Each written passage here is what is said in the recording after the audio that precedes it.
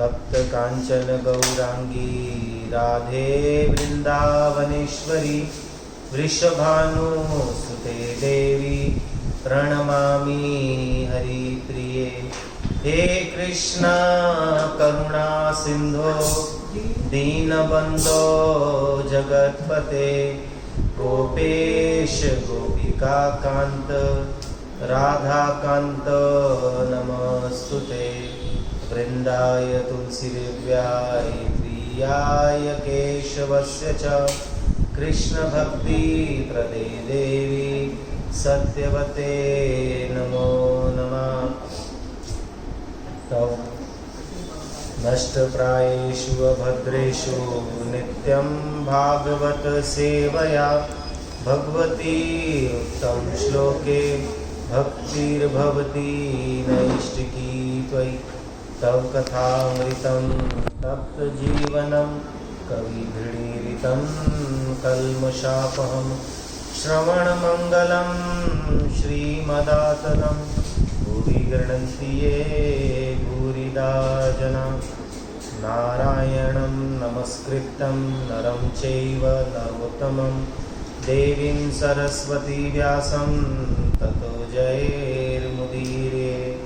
वन्दे नन्दव्रजस्त्रीणां पादरेणु अभीक्ष्णशः यासां हरिकथोद्गीतं पुनति भुवन् प्रियं। जय श्री कृष्ण चैतन्य प्रभु नित्यानंद श्री अद्वैत गदाधर श्रीवास आदि गौर भक्त वृंद। हरे कृष्णा कृष्णा कृष्णा हरे हरे हरे राम राम राम हरे हरे। सबसे पहले मैं पतित पावन परम करुणामय परम आराध्यतम परम पूज्यपाद पंडित स्वामी योग विष्णुपाद परमहंस परिव्राजकाचार्य अष्टोशत श्री श्रीमद शिला भक्तिवल्लभ गोस्वामी श्रीमती महाराज जी के श्री चरणों में अनंत कोटि प्रणाम करके उनकी अहेतु की कृपा प्रार्थना करता हूँ। फिर अपने समस्त शिक्षा गुरुवर्ग श्रेष्ठकर श्री राधा गोविंद प्रभु जी के श्री चरणों में प्रणाम करके उनकी अहेतु की कृपा प्रार्थना करता हूँ। फिर आप सभी उपस्थित भक्तों के चरणों में प्रणाम करके आप सभी की प्रसन्नता और आप सभी की कृपा प्रार्थना करता हूँ। गुरु वैष्णव भगवान तिनेर स्मरण होए विघ्न विनाशन अनायास होए निज वांछित पूरण। वंदना करीते मुई कत शक्ति धरी तमो बुद्धि दोषे मुई दंभ मात्र करी। तथापि मुकेर भाग्य मनेर उल्लास दोष शमी मोअधमे करो निज दास। सर्ववांछा सिद्धि होए यम बंध छूटे जगत दुर्लभ होइया प्रेम धन लूटे। हरे कृष्णा। Thank you. आप लोग सब लोग आए। ऑलरेडी इतना एग्जॉस्टिव कार्तिक मास चल रहा है, उसमें भी आप सब लोग आए, इससे मुझे तो उत्साह मिला ही है और इससे ये भी क्लियर स्पष्ट आ रहा है कि आप सबका भी भजन में बहुत ज़्यादा प्रवेश है और आप बहुत ज़्यादा भजन और करना चाहते हैं। थैंक यू महाराज जी वही पूछ रहे थे कि यदि ऑलरेडी अगर कार्तिक मास में बहुत ज़्यादा एग्जॉस्टिव लग रहा है तो हम लोग गीता क्लास को स्किप करते हैं फॉर दिस 3 वीक्स। एक वीक तो अगर मैं शायद नहीं होगा क्योंकि श्री राम वृंदावन जाऊँगा।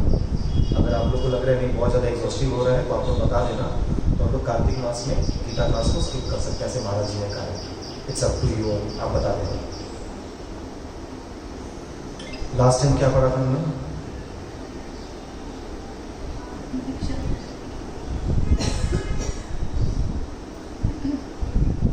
किसी को कुछ याद है?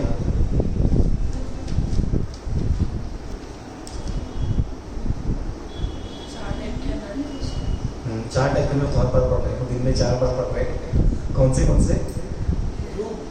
रूप के ये चालू कर दिया।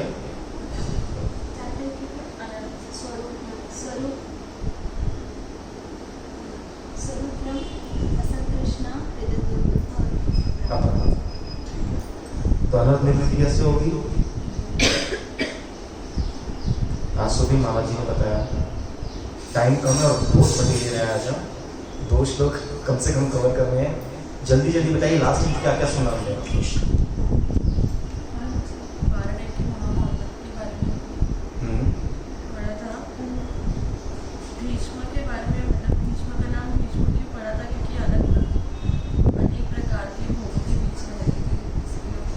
रहते हुए भी उन्होंने ब्रह्मचार्य का पालन किया था।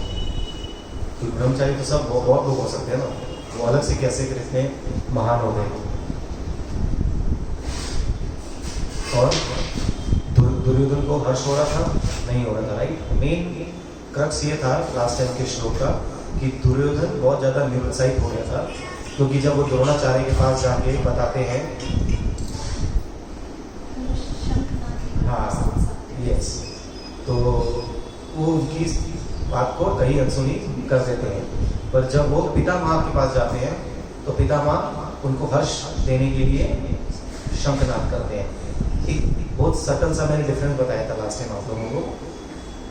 तो क्या था, दुर्योधन पितामह का क्या रिलेशन था और द्रोणाचार्य का क्या रिलेशन था दुर्योधन के साथ? हाँ, विद्या का रिलेशन था। इनका द्रोणाचार्य ने विद्या दी थी, उनका वो संबंध था। और इनका क्या संबंध था? इसके लिए उनके अंदर कुछ वात्सल्य इनके प्रति भी था। और क्या देखा था? दुर्योधन राज्य क्यों प्राप्त करना चाहता था? अपनी इंद्रिय तृप्ति के लिए। और ये लोग क्यों युद्ध करना चाहते थे पांडव? क्योंकि भगवान चाहते थे, क्योंकि परित्राणाय साधूनां विनाशाय च दुष्कृतां, दुष्टों का विनाश करने के लिए भगवान चाहते थे कि अर्जुन लड़े और इन सबको मार के खत्म करे। और दुर्योधन में हमने देखे तो रजोगुण से प्रभावित है। रजोगुण व्यक्ति के अंदर 6 प्रकार के हम लोग दोष देखते हैं। कौन से थे? राग, कर्मफल की इच्छा, लोभ, वो हिंसा करने वाला होता है, अपवित्र होता है, और हर्ष तथा शोक में डूबा होता है। आप समझ रहे हैं कितना कुछ है इसमें? इतना डीप में क्यों जा रहे हैं हम लोग? लास्ट टाइम भी बताया था, हम हर चीज में डिटेल। हाँ, एक दूसरा, अगर आप शास्त्र में डीप में नहीं जाओगे तो संसार में डीप में जाओगे। जितना शास्त्र में डीप में जाओगे उतना प्रेम की आपको प्राप्ति होगी। आप देखिए, एक बहुत सुंदर एग्जांपल आता है मानस में। कहते हैं जब वर्षा होती है ना, तो समुद्र में जो मछलियां ऊपर तैर रही होती है ना, वो विचलित हो जाती है। और जो डीप इनसाइड ऑफ ओशन होती है, उनको कोई फर्क नहीं पड़ता। वैसे ही जब माया का प्रहार होता है जीव के ऊपर, बहुत ज्यादा और बहुत तरीके से ऐसे होता है ना, हम अपनी हर इंद्रियों से माया को माया का भोग, मतलब संसार के भोग करना चाहते हैं, ठीक है। लेकिन जो व्यक्ति केवल ऊपर ऊपर से भजन करेगा वो उससे प्रभावित हो जाएगा माया से। पर जो डीप इनसाइड एकदम अंदर से गूढ़ भजन करेगा उसको इसका कोई फर्क नहीं पड़ेगा, ठीक है। तो आज आगे चलते हैं। आज की श्लोक संख्या है श्लोक चैप्टर 1 और श्लोक नंबर 40। आप सब निकाल लीजिए।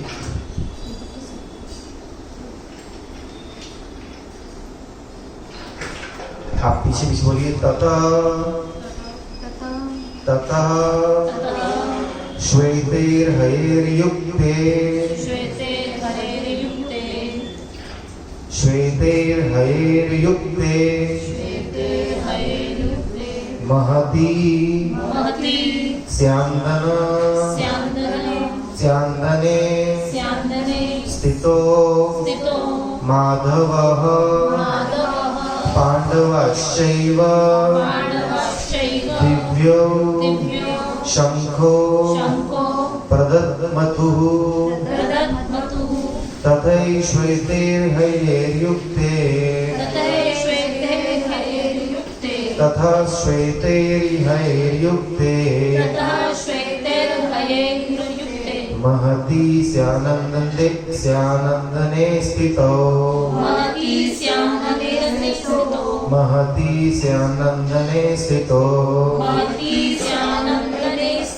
माधव पाण्डवाश्चैव माधव पाण्डवाश्चैव दिव्यो शंखो प्रदत्मतुः दिव्यो शंखो प्रदत्मतुः तथा श्वेतैर्हयैर्युक्ते महती स्यनन्दने स्थितो माधव पाण्डवाश्चैव दिव्यो शंखो प्रदत्मतुः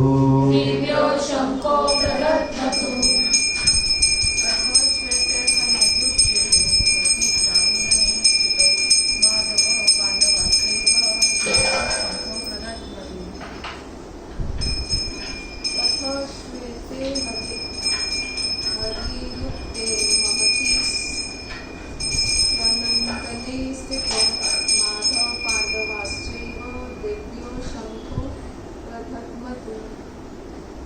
श्वेतैर्हयैर्युक्ते महती स्यन्दने स्थितो माधवः पाण्डवाश्चैव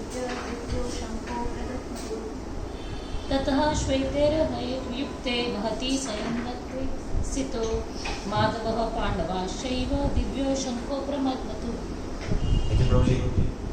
तथा श्वेतैर्हयैर्युक्ते महती स्यनन्दने स्थितो माधव पाण्डवाश्चैव दिव्यो शंखो प्रदत्मतुः तच्छ्वेतैर्युक्ते महती स्यनन्दने स्थितो माधव पाण्डवाश्चैव दिव्यो शंखो प्रदत्मतुः।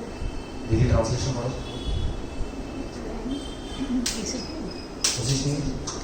अरे आप सब ने नॉट ट्रांसलेशन लगी। On the other side, both Lord Krishna and Arjuna, stationed on a great chariot drawn by white horses, sounded their transcendental conscience. कहते हैं पहले श्लोक में क्या हुआ था? पहले श्लोक में ही इन्होंने प्रश्न किया था धृतराष्ट्र ने, किनको? संजय को, कि मेरे और पांडवों के पुत्रों ने कुरुक्षेत्र धर्म क्षेत्र में आके क्या किया। अब तक क्या हुआ था? संजय क्या बता रहे थे कि कौरवों ने क्या किया। अब से वो ये बताएंगे कि पांडवों ने वहां पे आके क्या किया। अब यहाँ पे ये लिखा हुआ है कि संजय कह रहे हैं कि जो दूसरे पक्ष में क्या है कि भगवान कृष्ण और अर्जुन वो अपने रथ के ऊपर बैठे हुए हैं और अब वो क्या करने वाले हैं? शंखनाद करने वाले हैं। अब इसमें ना बहुत कुछ समझने वाला है, थोड़ा धीरे धीरे जितना समय मिलेगा उसको करने की चेष्टा करेंगे, क्योंकि कोशिश तो ये थी कि आप 2 श्लोक करेंगे और महाराज जी ने मुझे 5:45 तक का टाइम दिया। तो आई रियली डाउट कितना होगा, देखते हैं, नहीं तो उसको नेक्स्ट वीक कंटिन्यू करेंगे।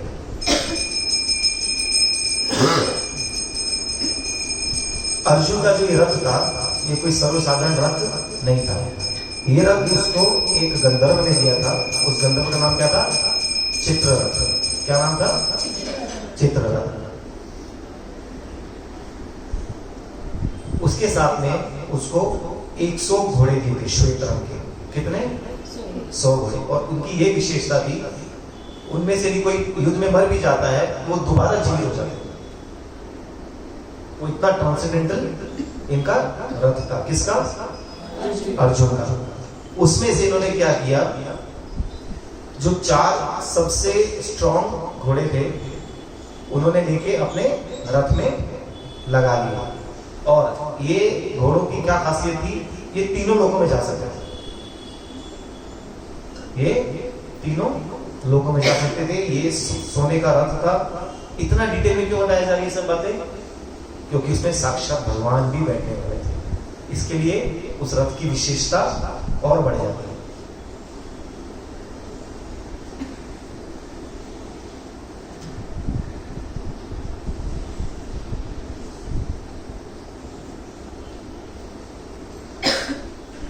ये जो 100 घोड़े थे इनको किसने दिए थे?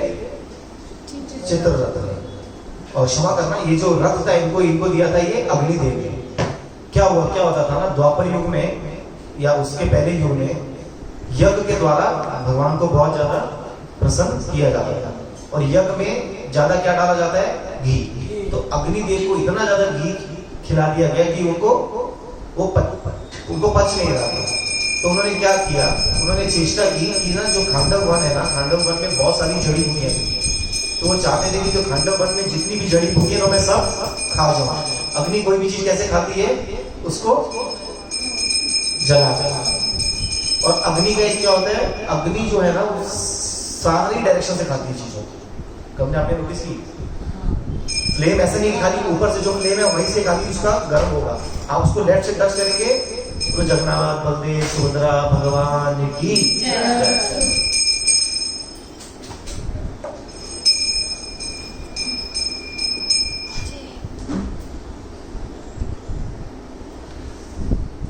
तो लेकिन क्या होता था, जब भी अग्निदेव खांडव वन में जड़ी बूटियों को खाने की चेष्टा करते थे, क्यों खाना चाहते थे वो? कि उनको अपच हो चुकी थी, अजीर्ण हो चुका था, उसको ठीक करने के लिए। तो इंद्रदेव क्या करते थे? वर्षा करते थे और उनको रोकते थे। तो खांडव वन में भगवान कृष्ण और अर्जुन की सहायता से उन्होंने इंद्र को रोका और अग्निदेव खांडव वन में जितनी भी जड़ी बूटियां थी उनको खा सके। उसी के प्रीति संदर्भ में उन्होंने क्या किया, उनको एक ये रथ दिया। रथ उनको अग्निदेव ने दिया और घोड़े किसने दिए? चित्ररथ गंधर्व। गंधर्व कौन होते हैं पता है हम लोगों को? हाँ, जो हाँ, मतलब जो गान विद्या में निपुण है वहां पे इंद्रलोक में उनको गंधर्व कहा जाता है। तो ये, और दूसरा एक और था, उनकी जो ऊपर पताका थी ना, वो पताका कितनी बड़ी थी पता है आपको? 4 कोस। 4 कोस कितना होता है? मतलब गिरिराज जी की जो परिक्रमा करते हैं ना 12 किलोमीटर की, उतनी बड़ी केवल पताका थी उनकी। किसकी? रथ की। उस पताका पे कौन बैठे थे? हनुमान जी। आप सोचिए कितना पावरफुल, कितना स्ट्रॉन्ग वो रथ होगा। हमने अर्जुन के बारे में भी सुना था, करेक्ट? अर्जुन का एक एक बाण कितना बड़ा था? 9 फुट का। वो कब निकालता था, कब चलाता था, ये कोई देख भी नहीं पाता था। आप सोचिए कितनी पावर होगी। 2 किलोमीटर तक स्ट्रेट जाता था, चाहे बीच में कोई भी आ जाए, पर्वत भी क्यों ना, उसको चीर के निकल जाएगा बाणों का। और ऐसे सैकड़ों बाण मारे उन्होंने, जिनको भीष्म भी शामिल। एक राउंड डिसीजन लाइफ में भीष्म पितामह का, मतलब उन्होंने लीला करके दिखाई। और हमने कितने डिसीजन, तो हमने कितनी लॉन्ग डिसीजन की लाइफ में। इसीलिए माया कितने सारे बाण हमको रोज लगते जा रहे हैं, रोज लगते जा रहे हैं, रोज लगते जा रहे हैं। एक बार गलती की थी अहिल्या ने इंद्र के साथ भोग करके। अहिल्या किसका प्रतीक है? बुद्धि का। और हमारी बुद्धि कितनी बार भोग कर रही है दिल में, इसके लिए हमारी बुद्धि भी जड़ हो चुकी है। इतनी शिक्षाएं लेने के बाद, इतनी कथाएं सुनने के बाद भी हमारा हार्ट ट्रांसफॉर्मेशन नहीं हो रहा है। कथा सुनने के बाद में हार्ट ट्रांसफॉर्मेशन होना चाहिए। हार्ट ट्रांसफॉर्मेशन होने का मेन मतलब क्या है कि आपका भजन में रुचि होनी चाहिए, हरिनाम करने में आपका मन लगना चाहिए। क्यों नहीं लग रहा है? क्योंकि हमारी बुद्धि बार बार संसार के भोग कर रही है। तो यहाँ पे हमने देखा कि तथा श्वेतेर हयेर युक्तेर, तो वहां पे श्वेत मतलब व्हाइट कलर के उनके घोड़े थे। महती स्यानंदे स्थितो, उनके ऊपर कौन बैठे हुए थे? माधव। ये माधव का मतलब क्या है? भगवान का नाम माधव क्यों है?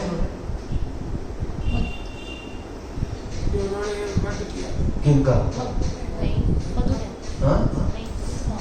कहते हैं चार कारण हैं जो मैंने पढ़े हैं। एक तो कहते हैं कि ना ये जो मधु थे ना, इनके जो क्या नाम है आपके यदुकुल में, उनके एक एंसेस्टर थे जिनका नाम था मधु था। क्या नाम था? ये उन्हीं के कुल में आ रहे हैं। उसके इसके लिए उनका एक नाम क्या पड़ा? माधव। कौन थे उनके एंसेस्टर? मधु। इसके लिए उनका एक नाम क्या पड़ा? माधव।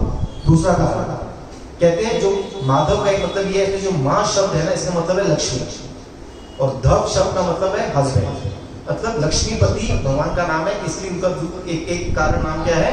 माधव। तीसरा, माधव का एक मतलब होता है कि मधु। मधु मतलब क्या होता है? स्वीट। तो भगवान के अंदर 4 ऐसी माधुरी हैं, भगवान कृष्ण के अंदर, जो किसी में नहीं है। कौन सी दीदी? लीला माधुरी, वेणु माधुरी, रूप माधुरी और गुण माधुरी। गुण को कभी कभी लोग प्रेम भी बोलते हैं। ये 4 माधुरियां, ये पता है आप लोगों को? कहते हैं थोड़ा फास्ट जा रहे हैं, कभी किस स्लो स्लो करते हैं ना, फास्ट नहीं जाते हैं। लिखे कहते हैं भगवान कृष्ण में ये 4 माधुरी हैं। एक है उनकी रूप माधुरी। भगवान का वर्ण कौन सा है?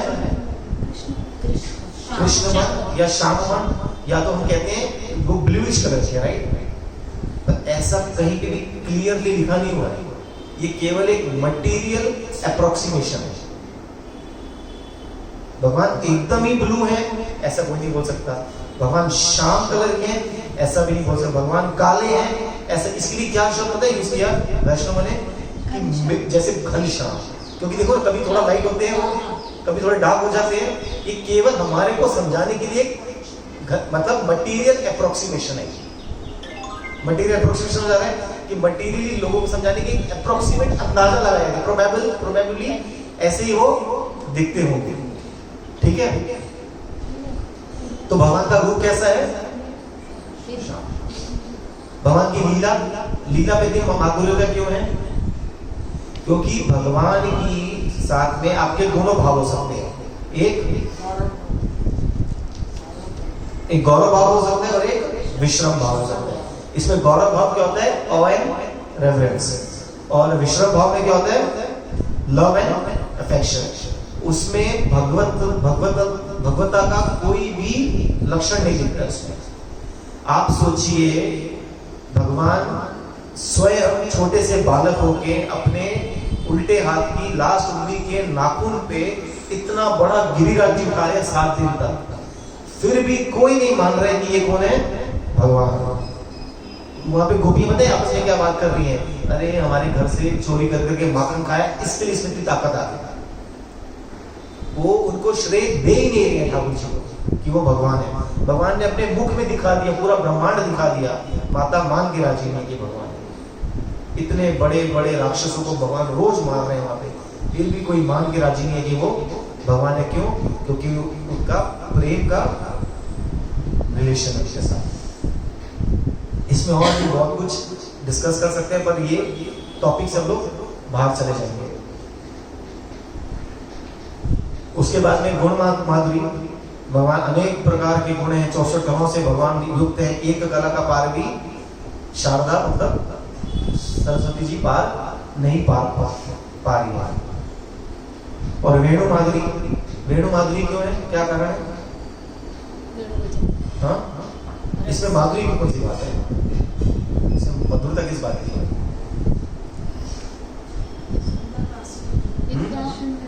माधुर्य इसलिए तो सब अट्रैक्ट होते हैं लोग जब बजाते हैं। तो ठीक है, पर इसमें मेन रीजन क्या है? ये मधुर क्यों कहा गया इसको? भगवान के अधरों से, हाँ, भगवान के अधरों से लगी हुई है वो, ठीक है? आप देखिए, इसको कैसे समझाऊं श्लोक को, थोड़ा अधिकार भेदना हो जाए, मेरे को डर लग रहा है। गोपियां ऐसी टीज करती हैं ठाकुर जी को, कहते हैं इतने छोटे से आप हो, आप माता का दूध नहीं पी पा रहे हो, उन होठों से आप इतनी सुंदर बांसुरी कैसे बजा रहे हो? उसको बहुत डिटेल में रूप गोस्वामी जी लिखा है। एक तरीके से उनको टीज कर रही है गोपियां कि तुम इतनी सुंदर बांसुरी बजाना आप कहां से सीखी? और गीत तो मोहिता, उन्होंने अब गोपी गीत पढ़ी, उसने एक शब्द यूज किया उसके लिए कि आपने ऐसा अपनी बांसुरी में आपने ऐसा गीत गाया, एक एक गोपी को आपने ऐसे बुलाया कि हम मोहित हो गए सबके साथ। जो जिस अवस्था में थी उसी अवस्था में ठाकुर जी के पास आ गए। हमारा अधिकार की बात नहीं है, पर उसको आप डिटेल में जब अधिकारों का पढ़ेंगे तो समझ में आएगा कि उसमें कितनी माधुरी है भगवान की बांसुरी में। तो इसकी वजह से भी भगवान का एक नाम क्या है? माधव। तीसरा, एक हमारे जो 12 महीने उसमें से एक महीना आता है जिसका नाम है माधव मास।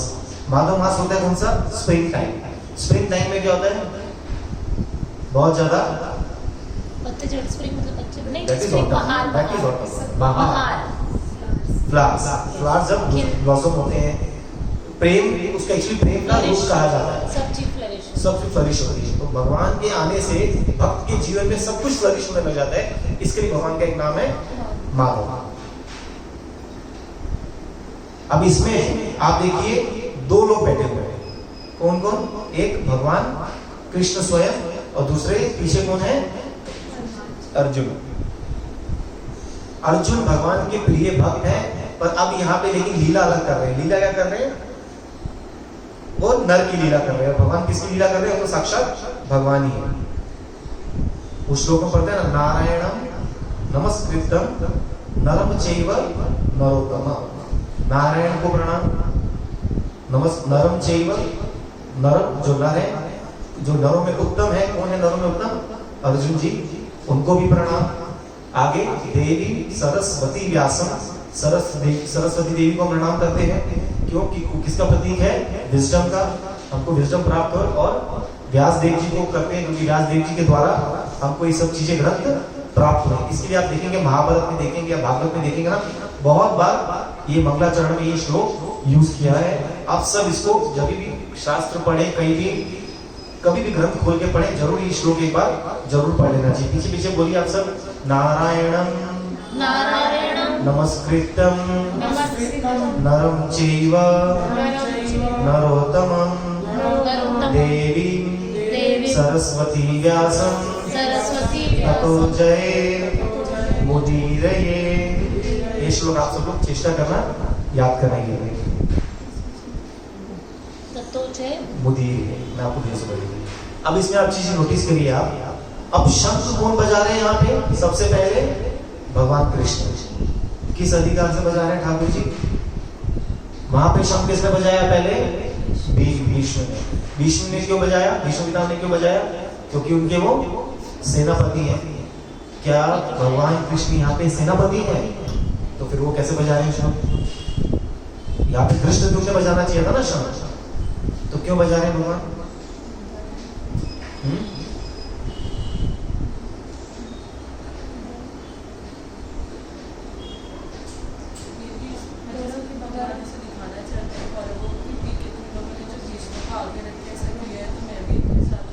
तो उसके लिए ऑलरेडी उन्होंने भीम को आगे खड़ा कर दिया था डराने के लिए। या मेरे सुना था, याद है? अर्जुन को मोह हो गया था उसका, वो तो बाद में आएगा, अभी तो खाली डिस्क्रिप्शन चल रहा है ना। अब संजय ये बता रहे हैं कि उस साइड के लोग अभी क्या कर रहे हैं, अभी मोह उनको हुआ नहीं है। इसमें ये बताया गया है कि भगवान चाहे कोई भी पोजीशन पे किधर भी हो, और सबसे श्रेष्ठ वही है। कभी कभी क्या होता है ना, कोई छोटा व्यक्ति होता है, उसको कोई पोजीशन मिलती है, तो उस पोजीशन की वजह से उस व्यक्ति की रिस्पेक्ट होती है। रिस्पेक्ट उस व्यक्ति की नहीं है, रिस्पेक्ट उस पोजीशन की है। आप समझ रहे हैं?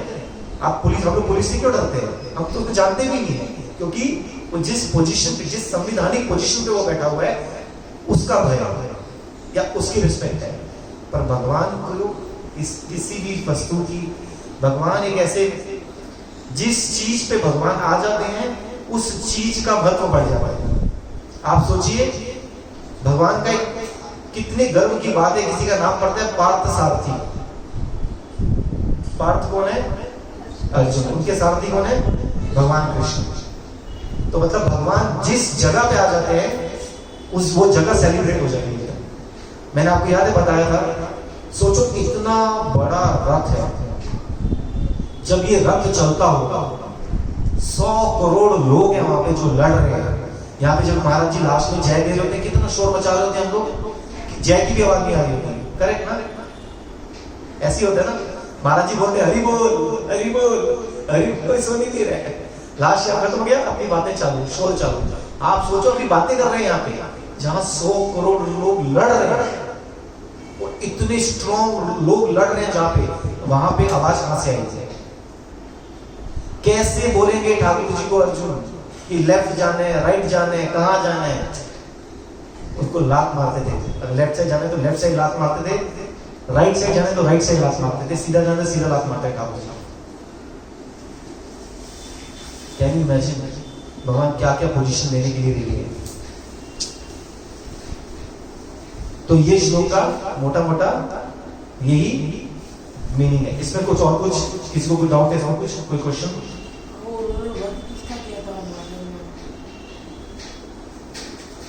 मधु राक्षस का मधु बोलते खाता मधु कहता मधु के वंश के थे नहीं, करते माता रानी को मधु कहते जैसे हमारे सुरभई माता रानी किसी जानते जहाँ तक मुझे पता है। मधु और कहते हैं। अरे लेकिन एक बात बस एक बात और याद आई मुझे। आप देखिए ये इम्पोर्टेंट नहीं है कि क्या काम है। अभी देखिए हमारे परम आराध्य गुरु महाराज जी, एक बार आपको ये समय कथा आपने सुनी है कि हमारा शायद चंडीगढ़ मठ था या कौन सा मठ था कि जब कोई उत्सव चल रहा था तो सब बहुत ज्यादा थक गए थे। श्रील गुरुदेव खुद गमछा पहन के आके बर्तन भरने लगे। हमारे घर पे हम लोग सब डोमेस्टिक हेल्प रखते हैं, बर्तन धोने के लिए, घर पे झाड़ू पोंछा करने के लिए, सब कुछ करने के लिए। क्या गुरुदेव उस कैटेगरी के हैं क्या? नहीं ना। पर गुरुदेव को कोई कैटेगरी की जरूरत ही नहीं है। जो काम गुरुदेव करेंगे, जो काम ऐसे श्रेष्ठ वैष्णव करेंगे, वो काम ही सेलिब्रेट हो जाएगा। जैसे आज सुबह में देखा प्रहलाद प्रभु यहाँ पे बर्तन धो रहे थे, देखा जाएगा तो एक कंपनी में असिस्टेंट डायरेक्टर है और यहाँ पे क्या कर रहे हैं? बर्तन धो रहे हैं। आपका बड़प्पन जो है ना, वो आपकी सेवा से ही डिसाइड होगा, आपकी क्वालिफिकेशन से शायद ना भी डिसाइड होगा। इसके लिए हाथों से सेवा करना बहुत ज्यादा जरूरी है। ये कोशिश हमेशा करनी चाहिए कि जो चीज हम बेस्ट कर सकते हैं हमारे में, वो कृष्ण ही है। अगर आप अच्छा गा सकते हैं तो कृष्ण आप में गाने के रूप में, आप अच्छा खाना बना सकते हैं तो कृष्ण आप में अच्छा खाना बनाने में, आप अच्छी कथा कर सकते हैं तो कृष्ण आप में अच्छी कथा करने में। मतलब जो चीज आप में बेस्ट है वो कृष्ण ही है। उस बात का अभिमान ना होके उस चीज को भगवान की सेवा में लगाना है। अगले श्लोक पे चलते हैं। Please open 1.15। ये पता नहीं कितना होगा पर ट्राई करते हैं। पीछे पीछे बोलिए। पांचजन्यम ऋषिकेशो देवदत्तम धनंजय पौंड्रम दद्मो महाशंख भीमकर्मा वृकोदरः पांचजन्यम ऋषिकेशो देवदत्तं धनंजय पौंड्रं दद्मो महाशंखो भीमकर्मा वृकोदरः पांचजन्यम ऋषिकेशो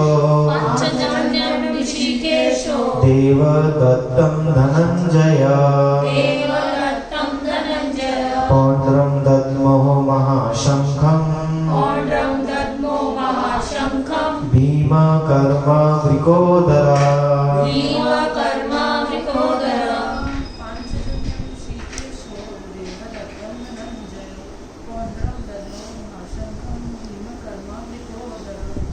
दीदी पांचजन्यम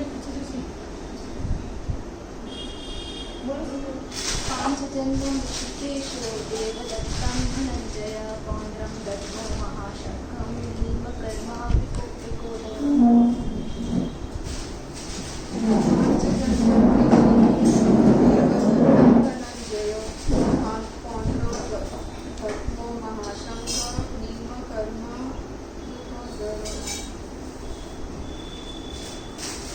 पांचजन्यम ऋषिकेशो देवदत्तं धनंजय पौंड्रं दद्मो महाशंखं भीमकर्मा वृकोदरः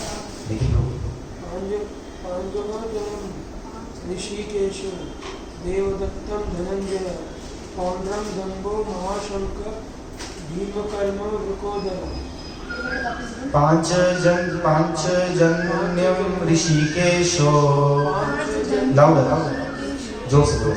पांचजन्यम ऋषिकेशो जोर से। पांचजन्यम ऋषिकेशो देवदत्तं Dhananjay पौंड्रं दद्मो महाशंखं भीमकर्मावृकोदरा. Then Lord Krishna blew his conch shell called Panchajanya. Arjuna blew his the Devdatta, and being the voracious eater and performer of Herculean tasks, blew his terrific conch shell called Pondro. अब क्या हुआ? पिछले श्लोक में हमने देखा कि भगवान कृष्ण अर्जुन के साथ में रथ पे बैठे हुए हैं और शंख बजाने के लिए तैयार है. अब भगवान कृष्ण ने अपना शंख जिसका नाम है पांचजन्य वो बजाया. अर्जुन ने अपना शंख बजाया जिसका नाम है क्या है देवदत्त. और भीम ने अपना शंख बजाया जिसका नाम क्या है पौंड्र. अब इसमें धीरे धीरे हम देखते हैं कितना कर सकते हैं. पांचजन्य कहाँ से आया किसी को पता है कुछ? एक राक्षस था जिसका नाम क्या था पांचजन्य. पांचजन्य का एक्चुअली आपस में कोई मीनिंग नहीं है. उसका लिटरल मीनिंग पांचजन्य का ऑन्टोलॉजिकल कोई मीनिंग नहीं है. पंचजन एक राक्षस था. वो राक्षस कहाँ से आया? एक्चुअली ये जो शंख है ना पांचजन्य ये भगवान का नित्य का सेवक है. भगवान के धाम में भगवान का नित्य का सेवक ही हमेशा ही शंख भगवान का है. पर क्या हुआ आप सोचिए भगवान इसको अपने मुख से लगा के रोज बजाते हैं. कितना सौभाग्य हुआ ऐसे. जैसे बांसुरी का जैसे मुरली वेणु का सौभाग्य वैसे ही सौभाग्य किसका? पंचजन्य. पर इसको क्या हुआ एक बार अभिमान होने से बात का. और उस अभिमान को किसने पहचान लिया? माता लक्ष्मी ने. और उन्होंने इसको श्राप दे दिया. माता लक्ष्मी ने इसको एक श्राप दे दिया कि जाके राक्षस हो जाए. तो वो इस संसार में आके राक्षस हो गया. अब क्या हुआ ये भगवान को कहाँ पे मिला? भगवान के जो गुरु थे संदीपनी मुनि जिनके पास इन्होंने 64 कलाएं सीखी थी मतलब उनको आती थी पर लीलावश उन्होंने जाके वो वहां पे सीखा था. और संदीपनी मुनि जानते थे तो साक्षात भगवान है क्योंकि 64 दिनों में उन्होंने 64 कलाएं सीख ली. तो किसी दिन उसके ऊपर डिस्कस करेंगे 64 कलाएं कौन सी हैं. तो इन्होंने गुरु दक्षिणा में कहा कि मेरा जो पुत्र है उसको समुद्र निकल गया है. आप मेरे पुत्र को वापस लेके आओ. तो भगवान तो कर्तुम अकर्तुम अन्यथा कर्तुम तथा ईश्वर. जो कर सकती हैं किए हुए को खराब कर सकते हैं, खराब किए हुए को दोबारा ठीक कर सकते हैं वो कौन है?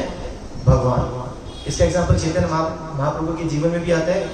उनके साथ कोई तर्क करने आते थे उस तर्क को काटते थे फिर अपने तर्क को फिर काटते थे फिर उसको सिद्ध करते थे. कर्तुम अकर्तुम अन्यथा कर्तुम.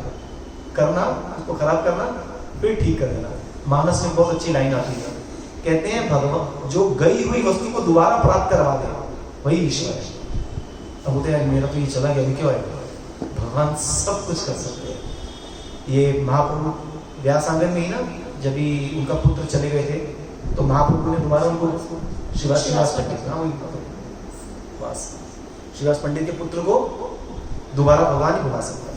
भगवान सर्वसमर्थ है वो सब कुछ कर सकते हैं. तो भगवान जाते हैं समुद्र के अंदर जाते हैं. उनको पता लगता है ये जो पंचजन्य राक्षस है उसी ने ही ये पुत्र को खा लिया था.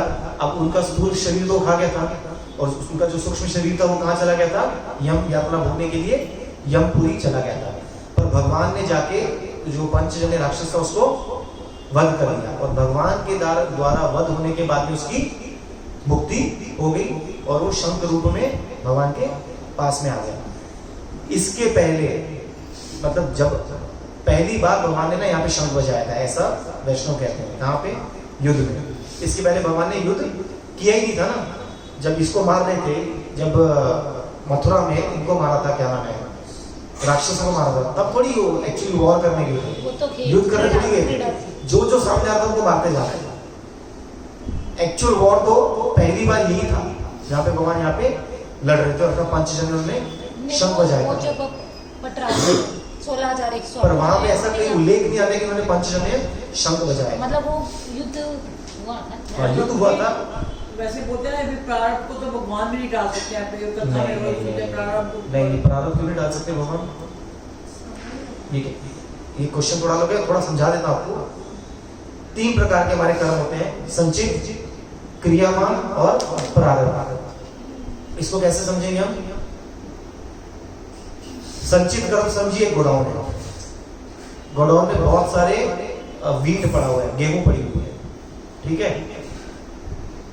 प्रारब्ध आपका क्या है कि उसमें से एक बोरी उठा के आपको दे दीजिए कि भाई ये बोरी आपको इस जन्म में प्लस और माइनस जो भी है आपको इस जन्म में इसको भोगनी है, पर इसको भोगते हुए आप और भी बीज उगा सकते हैं, है ना, क्योंकि वो बीज रूप में वो क्या है, क्रियामान। समझ में आया कि नहीं आया? प्रारब्ध जो है वो खत्म हो सकता है, मतलब मैं वही बता रहा हूँ। नहीं, वो ऐड ऑन नहीं, मैं वही आपको बता रहा हूँ। शांति शांति। हम अगर ये बात बोलते हैं कि भगवान हमारे प्रारब्ध को नहीं काट सकते, हम ये कह रहे हैं कि हमारे कर्म भगवान से ज्यादा स्ट्रॉन्ग है। ये मुख्यतः बात ही गलत है। दूसरा, भगवान भगवद गीता के लास्ट के अध्याय में क्या बोलते हैं? सर्वधर्म परित्यज्य माम एकम शरणम व्रजा अहम त्वं सर्व पापे मोक्षयिष्यामि मा शुचा। मैं तेरे सारे पापों को, पुण्यों को सब खत्म कर दूंगा। इसका क्या मतलब हुआ? सर्व का मतलब क्या हुआ?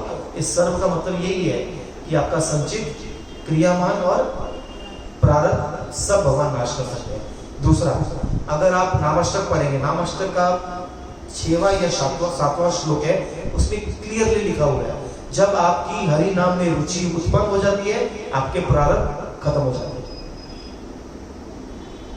इसके लिए एक वैष्णव हमेशा क्या बोलते हैं कि आप निरंतर हरि नाम करिए। दीक्षा काले शिष्य करे आत्मसमर्पण। जब आपकी दीक्षा होती है, शिष्य क्या करते हैं? तभी आत्मसमर्पण करते हैं। सही काले कृष्ण तारे करे आत्मसमर्पण। अपने जैसा करते हैं मतलब क्या? उसके सारे प्रारब्ध वगैरह सब खत्म कर देते हैं। तो फिर फल क्यों भोग रहा है? क्योंकि वो भजन पूरा टाइम नहीं कर रहा ना, भजन करते करते भी अपराध कर रहा है। इसके लिए कहते हैं कि जब निरंतर आप भजन करते रहेंगे तो आपसे नए क्रियामान कर्म नहीं बनेंगे, नए कर्म और संचित में जाके नहीं होंगे, फ्यूचर में जाके वो आपका प्रारब्ध बन के वापस आपको नहीं मिलेंगे। संचित मतलब जो बहुत करोड़ों जन्मों से आपने इकट्ठे करके रखे हो, जो अभी आप प्रारब्ध भोगते हो, जो कर्म कर रहे हो।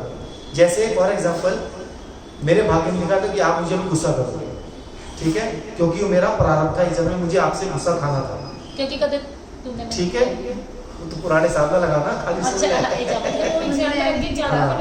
लेकिन मैंने क्या किया ना, मैंने उसको सहन नहीं किया, उसके बदले में और आपसे लड़ गया। मैंने अपना फल खत्म ही नहीं किया कर्म का, मैंने वो कर्म का फल भोगते और बढ़ा दिया। वो क्रियामान करते करते और मेरे कर्म बढ़ गए।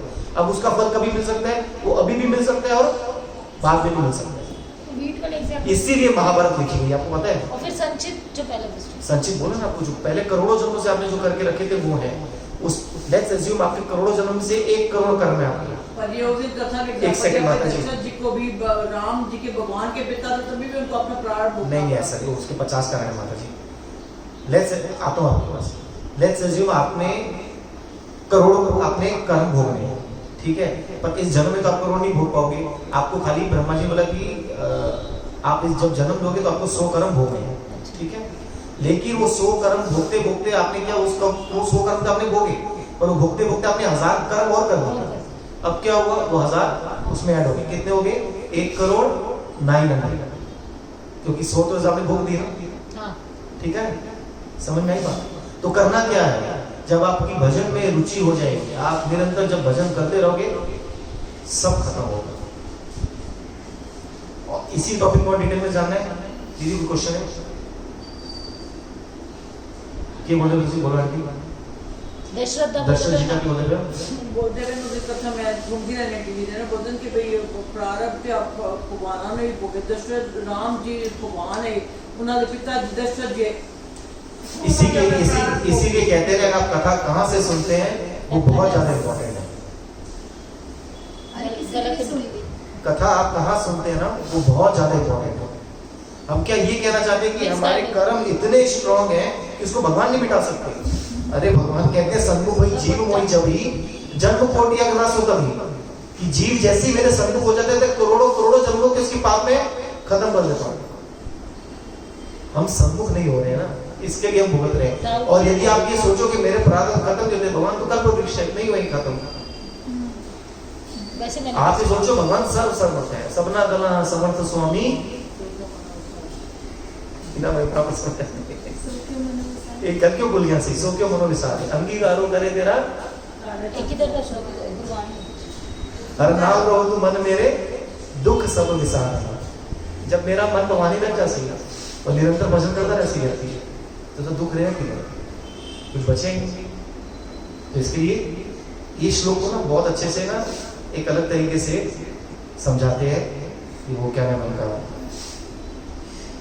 इस्कॉन के बहुत बड़े कीर्तनिया थे आयेंद्र प्रभु, कहते हैं सर्व धर्म परित्यज्य माम एकम शरणम व्रज। वो कहते इसमें माम कौन है? हाँ मतलब कृष्ण। और कलयुग में कृष्ण किस रूप में आए हैं? नाम। तो नाम एकम शरणम व्रज। व्रज का मतलब क्या होता है? ये जो व्रज शब्द कहां से डाल दिया भगवान ने गीता में? व्रज गोलोक धाम, व्रज तो वही है ना हमारा। व्रज में कौन सा टाइम चलता है? हमेशा प्रेजेंट प्रोग्रेसिव, खाली प्रेजेंट टेंस नहीं चलता। कौन सा टाइम चलता है? कहते हैं सारे धर्मों को छोड़ के नाम एकम शरणम व्रज। आप सब कुछ छोड़ के केवल आप हरि नाम कर रहे हो और प्रेजेंट प्रोग्रेसिव और उसको बढ़ाते जा रहे हो तो क्या होगा? अहम त्वं सर्व पापेभ्यो मोक्षयिष्यामि मा शुचः। भगवान कहते हैं मैं आपके सारे पापों को खत्म करके अंततः आपको मैं कृष्ण भक्ति तक लेके जाऊंगा। आप सोचो जितना डिटेल में हम सुन रहे हैं ना भगवद गीता, ये केवल अंततः जाके धर्म पे खत्म हो जाती है। और अगर आप राय रामानंद जी का संवाद पढ़ेंगे तो धर्म तो एकदम स्टार्टिंग में, सोचो कहां तक हमको पहुंचना है। आप समझ रहे हो? पोस्ट ग्रेजुएशन अभी एलिमेंटरी स्टडी चल रही है हमारी, केजी प्ले स्कूल है। हाँ, और यही हमको समझ में नहीं आ रही है कि भीम ने ये क्यों कर दिया, उसने ये क्यों कर दिया, उसने ऐसा क्यों कर दिया। आप समझ रहे हैं? और राय रामानंद जी के सब जैसे धर्म के बारे में बोलते हैं ये बात ये छोड़ दो, ये एक्सटर्नल है, आगे बोलो। जाना बहुत दूर है और एफर्ट बहुत वीक है, ठीक है? आगे चलते हैं, क्या करें? कोई आए तो नहीं। कितने बजे स्टार्ट होगा यहाँ पे? 6 बजे होने कौन करेगा आपके? ठीक है, जब आएंगे तो स्टॉप कर देंगे, ठीक है? तो क्या हुआ?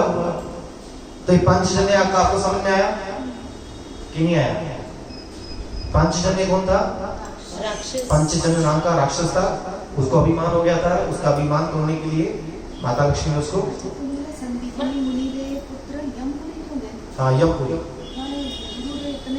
उसका कारण है लीला के लिए। अब क्या हुआ? जब भगवान वहां पे गए ऊपर यमपुरी में, वहां पे जाके उन्होंने शंख बजाया।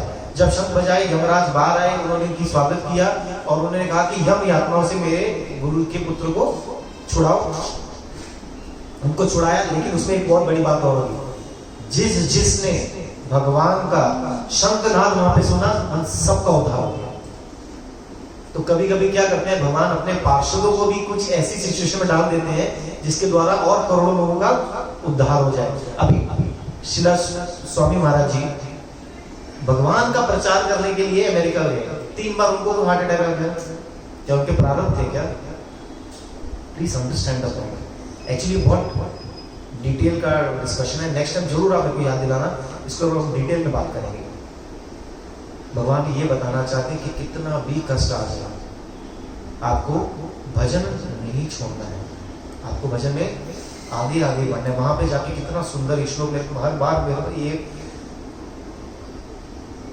बार ना ये मन में मेरा ये आता है कि वहां पे कहते हैं स्वामी महाराज जी की आचे किसी कहा जाता यही अनुमान कि ठाकुर जी जरूर आपका कोई इंपॉर्टेंट काम होगा, ताई मोरे पाठाई हो, ये उग्र स्थान है। आप किसी टाइम जाना वेस्टर्न वर्ल्ड में जाके रहेगा ना और आप देखना कितना उग्र स्थान है भक्तों के रहने के लिए। उनको पूछा था स्वामी महाराज जी ने पूछा तो आपको यहाँ पे क्या अच्छा लगता है? बोलते हैं यहाँ पे खाली पैकेजिंग अच्छी है, अंदर सब शिफ्ट है और कुछ नहीं है, पूरा वेस्टर्न वर्ल्ड। और हम इतने सौभाग्यशाली कि भारतवर्ष में हम लोग रह रहे हैं, भगवान की कथा हमको मिल रही है, व्रत रख पा रहे हैं, भजन कर पा रहे हैं, ये हमारे पर भगवान की विशेष अनुकंपा है, उस बात को हमको समझना है। तो इतना उग्र स्थान में जाके इतना कष्ट उन्होंने क्यों भोगा वहां पे? ताकि करोड़ों लोगों का उद्धार हो जाए। यही संदीपनी मुनि के पुत्र द्वारा भी भगवान ने करोड़ों लोगों का वहां पे क्या किया? उद्धार कर दिया।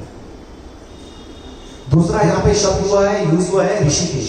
ऋषिकेश का मतलब क्या है? भगवान का एक नाम है ऋषिकेश।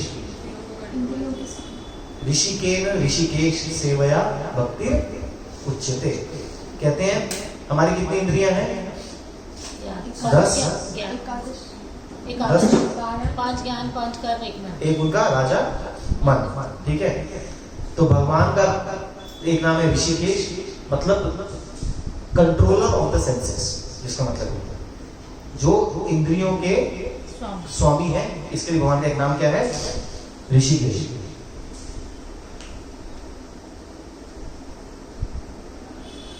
यहाँ पे ना महाभारत में यदि आप देखोगे ना, तो वहां पे पहली बार ये ऋषिकेश शब्द कब यूज हुआ? जब भगवान राजसूय यज्ञ हो रहा था। किसने किया था राजसूय यज्ञ? युधिष्ठिर ने। तो उस समय वहां पे जब भगवान गए, वहां पे जाके पहली बार ये शब्द उनके लिए यूज किया गया। तो वहां पे ऐसा लिखा गया कि ये जो 5 पांडव है ना, ये 5 ज्ञान इंद्रियां हैं।